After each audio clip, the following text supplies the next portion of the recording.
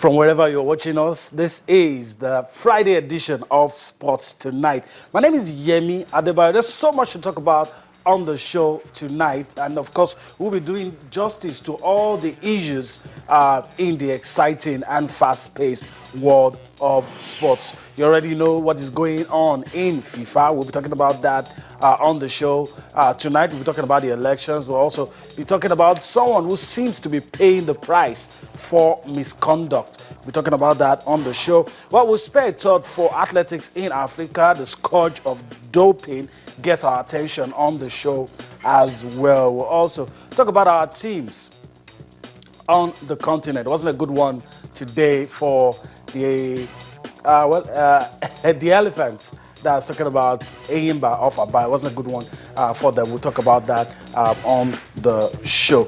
Okay, and a whole lot of other issues, big games across Europe also. We'll give you a slice of that, just so you know, all the top teams coming against each other this weekend. It's going to be exciting all the way. Well, let me tell you, for those of you joining us for the first time, that you can be a part of everything that we're doing tonight. As a matter of fact, this show is for you and is all about you. You can get your thoughts across to us, your views, suggestions, and opinion. You can do that on Facebook. It is channels-sports. And on Twitter, you can also send in your tweets at that Twitter handle, the verified Twitter handle that you have on your screen, at channels_sports. And this is also to let you know that all our top stories can be found on our website, that is channelstv.com. And of course, on YouTube, it is youtube.com/channelsweb. You can also visit m.channelstv.com to view us live on your mobile device. You can also download the Channels TV app for Android, iOS and Windows from their respective stores. Okay, right. Let me quickly introduce the guys that will be doing justice to all the issues that I talked about tonight. I have the pleasure of having these guys with me. Saeed Abbas, he's not been around for a while, but makes a return today. Saeed, let me welcome you to the show. Yeah, it's a pleasure being here once again. All right, and Tolu Olorunmoteni. I got it right. Tolu Olorunmoteni. Are you going to dance like Austin too? Good to be back here. Yemi, thank you very much for having me. All right. Well, there's a lot happening, you know. I don't really want us to talk about doping, but I think it's only fitting for us to listen to the head of the Confederation of African Athletics talking about the efforts put in place to ensure that doping is eradicated in Africa. So we'll listen to the Cameroonian Ahmed Kaliba, the president of the Confederation of African Athletics, what he has to say. Then we'll come back for more on Sports Tonight. I can say that our athletes are not corrupted for two reasons. First, we don't have the laboratory that make these doping substances. We don't have in Africa. Second, I think our athletes are managed by the managers, coming all of them from Europe. I would like to mention that. They are the only people who can advise our athletes to take or not the doping. So for me,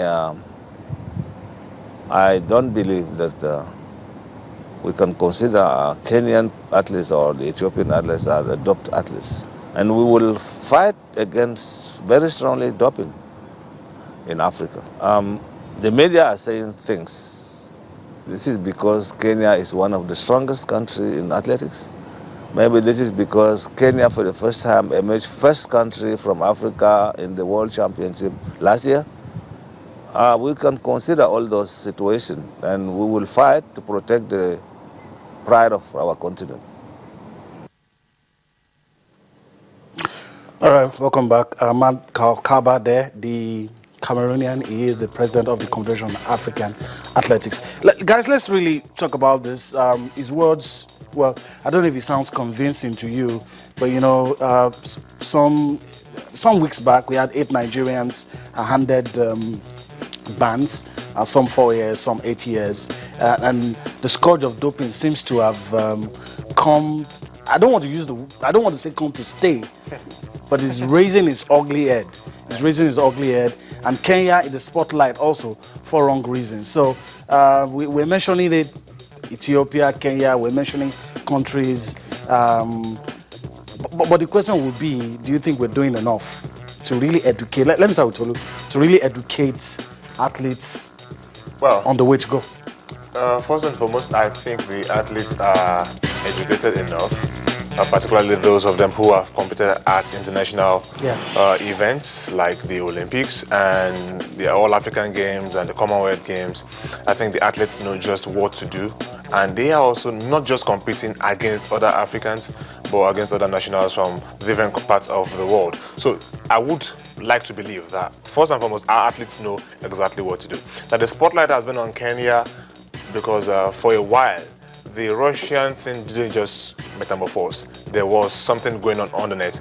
And I listened to a documentary from a UK radio station sometime last year, and I had Paula Radcliffe, the former world champion for the long distance races, saying that there were times they were in competition against the Russians as far back as the start of the millennium, and within themselves, they told themselves it feels like the Russians are doping.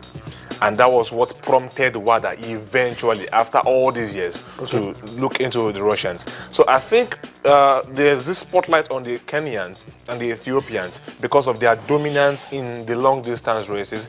The dominance looks almost unbreachable, and everyone wants to find out if these guys are really clean or not. Otherwise, I think those guys are clean. I think they have had the advantage because their sport, the nation is built around that kind of sport, and they kind of see it as their major sport. Let me also tell you why this is coming up again. Kenya have missed in the past few days an opportunity to prove to WADA that they are doing everything to tackle cheating, that is doping in the sport. And that's why a lot of talks now about whether or not Kenya will not be allowed in Rio, because to WADA, it seems that Kenya are just not doing enough. And you have a country where over 40 athletes in the space of 2 years have been, caught for doping violations here and there. I think there's cause for worry. Yeah, of course, it's a normal scenario here. You have a particular nation who has been a predominant force in a particular event. There will be questions as to how come these guys are doing great. You look at Usain Bolt, despite the fact that he's been coming out clean so far in quotes now, people are still questioning the medals.